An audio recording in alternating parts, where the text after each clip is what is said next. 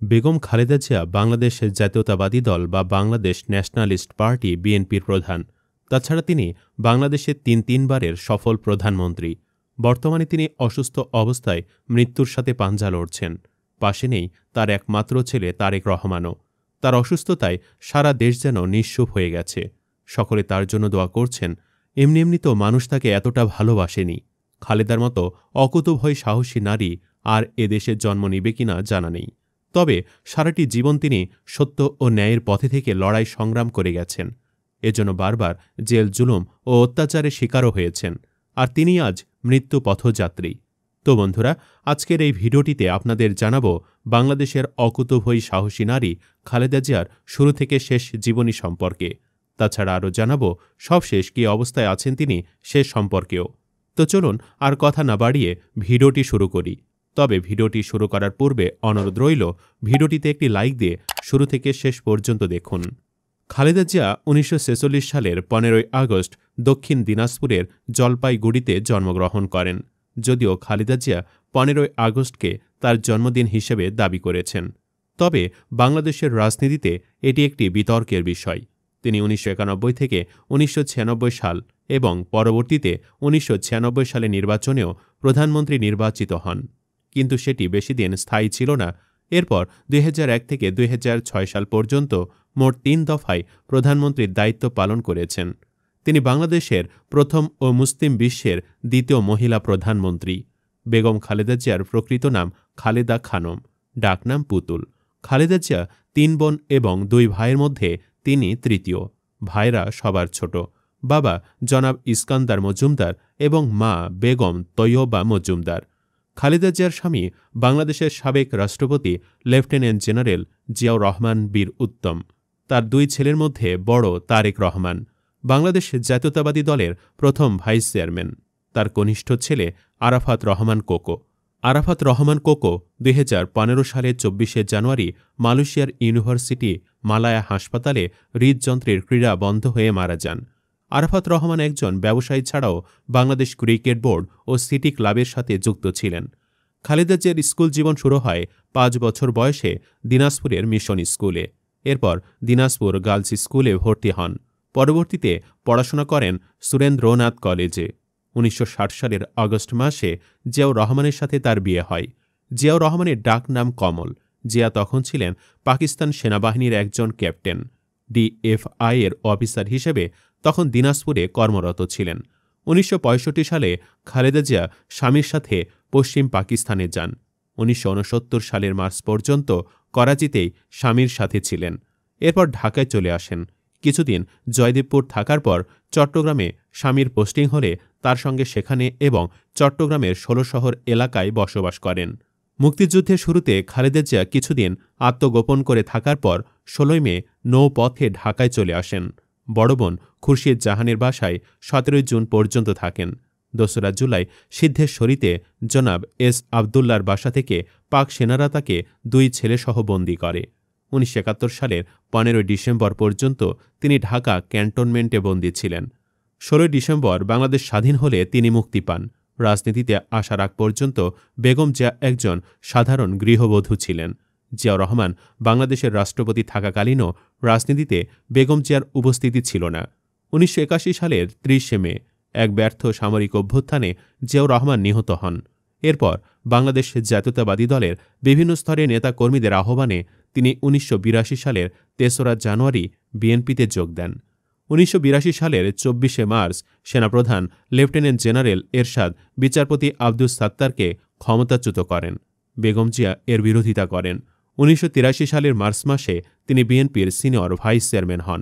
১৯৮৩ সালের ১ এপ্রিল দলের বর্ধিত সভায় তিনি প্রথম বক্তৃতা করেন।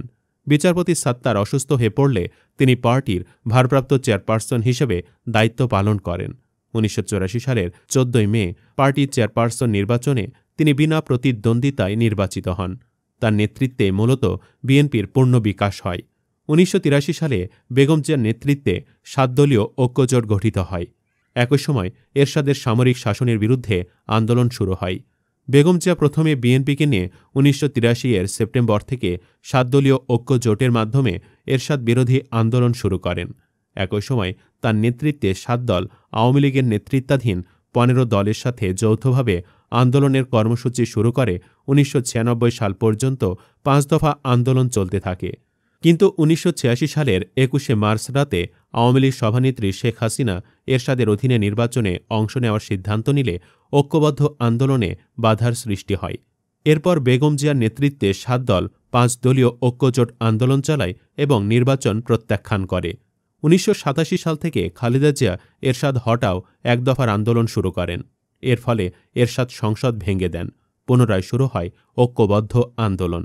অবশেষে দীর্ঘ 8 বছর একটানা নিরলস ও আপোষহীন সংগ্রামের পর 1991 সালের 27 ফেব্রুয়ারি অনুষ্ঠিত হয় সংসদ নির্বাচন। সে নির্বাচনে খালেদা জিয়া মোট 5টি আসনে অংশ নিয়ে 5টিতেই জয়লাভ করেন। 1991 সালের 19শে মার্চ বেগম খালেদা জিয়া 5ম জাতীয় সংসদ নির্বাচনে গণপ্রজাতন্ত্রী বাংলাদেশ সরকারের প্রধানমন্ত্রী নিযুক্ত হন। এরপর 1996 সালের 15 ফেব্রুয়ারি 6ষ্ঠ জাতীয় সংসদ নির্বাচন হয়, যা পরবর্তীতে 96-এর একদলীয় নির্বাচন হিসেবে গণ্য হয়। সকল বিরোধী দলের আপত্তির পর খালেদা জিয়া ও তার দল এই একক নির্বাচন করেন। আওয়ামী লীগ সহ সব বিরোধী দল এই নির্বাচন বয়কট করে। এই সংসদ মাত্র 15 দিন স্থায়ী হয়। খালেদা জিয়া এই সংসদেরও প্রধানমন্ত্রী ছিলেন। প্রবল আন্দোলন ও বহির্বিশ্বের চাপে 6ষ্ঠ জাতীয় সংসদে তত্ত্বাবধায়ক সরকারের বিল পাস হয় এবং খালেদা জিয়া পদত্যাগ করেন। 1996 সালে 7ম জাতীয় সংসদ নির্বাচনে বিএনপি মোট 116 আসনে জয়লাভ করে, যা সরকার গঠনে যথেষ্ট ছিল না। আওয়ামী লীগ মোট 147 আসন লাভ করে। তাছাড়া তারা জাতীয় পার্টির সমর্থন নিয়ে সরকার গঠন করে। বিএনপি 7ম সংসদে বাংলাদেশের ইতিহাসের সর্ববৃহৎ বিরোধী দল হিসাবে আত্মপ্রকাশ করে। 8ম জাতীয় সংসদ নির্বাচনের আগে বিএনপি জামায়াতে ইসলামী, ইসলামী ঐক্যজোট ও জাতীয় পার্টির সাথে 4 দলীয় ঐক্যজোট গঠন করে। 2001 সালের 1 অক্টোবর সংসদ নির্বাচনে 4 দলীয় ঐক্যজোট বিপুল ভোটে জয়ী হয়ে সরকার গঠন করে। খালেদা জিয়া এই সংসদেও প্রধানমন্ত্রীর দায়িত্ব পালন করেছেন। 2006 সালে তার সরকারে নির্ধারিত শাসনকাল শেষ হওয়ার পর 2007 সালে নির্ধারিত নির্বাচন রাজনৈতিক সহিংসতা ও অন্তর্দ্বন্দ্বের কারণে বিলম্বিত হয়। ফলশ্রুতিতে তত্ত্বাবধায়ক সরকার কর্তৃক সামরিক পদ্ধতিতে রক্তপাতবিহীন ক্ষমতা অধিগ্রহণ করা হয়। উক্ত সরকারের সময়কালে খালেদা জিয়া তার 2 সন্তানসহ দুর্নীতি দায়ে অভিযুক্ত হন। 2008 সালের ডিসেম্বর মাসে অনুষ্ঠিত 9ম জাতীয় সংসদ নির্বাচনে খালেদা জিয়ার নেতৃত্বে 4 দলীয় ঐক্যজোট বিপুল ভোটের ব্যবধানে পরাজিত হয়। খালেদা জিয়ার নেতৃত্বাধীন জোটসহ বাংলাদেশের অনেকগুলো রাজনৈতিক দল 2014 সালের 5 জানুয়ারি অনুষ্ঠিত 10ম জাতীয় সংসদ নির্বাচন বর্জন করে। 1982 সালের 3 জানুয়ারি বিএনপির প্রাথমিক সদস্যরূপে দলে যোগ দেবার পর থেকে মোট 5 বার তিনি আটক হন। এরশাদ বিরোধী আন্দোলনের সময় 1983 সালের 28 নভেম্বর, 1984 সালের 3 মে, 1987 সালের 11 নভেম্বর আটক হন। তিনি 2007 সালের 3রা সেপ্টেম্বর দুর্নীতির অভিযোগে পুত্রসহ গ্রেফতার হন এবং 1 বছরেরও অধিক সময় কারাগারে ছিলেন। গত 2 দশকের অধিকাংশ সময়ে খালেদা জিয়ার প্রধান প্রতিদ্বন্দ্বী ছিলেন আওয়ামী লীগ নেত্রী শেখ হাসিনা। 2018 সালের 8 ফেব্রুয়ারি খালেদা জিয়া দুর্নীতির দায়ে 5 বছরের কারাবাসের দণ্ডপ্রাপ্ত হন। এতে তিনি প্রধানমন্ত্রী থাকাকালীন জিয়া অরফানেজ ট্রাস্ট গঠনের সময় অর্থ আত্মসাতের অভিযোগে দোষী সাব্যস্ত হন। 25 মার্চ 2020-এ সরকার শর্ত সাপেক্ষে তাকে মুক্তি দেয়, কারাগারের সাজা স্থগিত করে বাসায় চিকিৎসার অনুমতি দেয়। তবে এটিও পুরোপুরি মুক্তি নয়, আইনি শর্তে গৃহবন্দিত্বের মতো অবস্থা ছিল। 2024 সালের ছাত্র জনতার গণ অভ্যুত্থান পর্যন্ত তাকে রাজনৈতিকভাবে বন্দী অবস্থায় রাখা হয়েছিল। এরপর 24-এর গণ অভ্যুত্থানে হাসিনা সরকার পালিয়ে গেলে খালেদা জিয়াকে সকল প্রকার মামলা থেকে মুক্তি দেওয়া হয়। এরপর 2025 সালের 7 জানুয়ারি রাতে উন্নত চিকিৎসার জন্য কাতারের আমিরের পাঠানো বিশেষ এয়ার অ্যাম্বুলেন্সে তিনি ঢাকা ত্যাগ করেন এবং 8 জানুয়ারি লন্ডনে পৌঁছান। সেখানে উন্নত চিকিৎসা শেষে মোটামুটি সুস্থ হয়ে আবার দেশে ফিরে আসেন। এরপর আবারও অসুস্থ হয়ে পড়লে গত 23 নভেম্বর রাতে বসুন্ধরার এভারকেয়ার হাসপাতালে ভর্তি হন বেগম খালেদা জিয়া।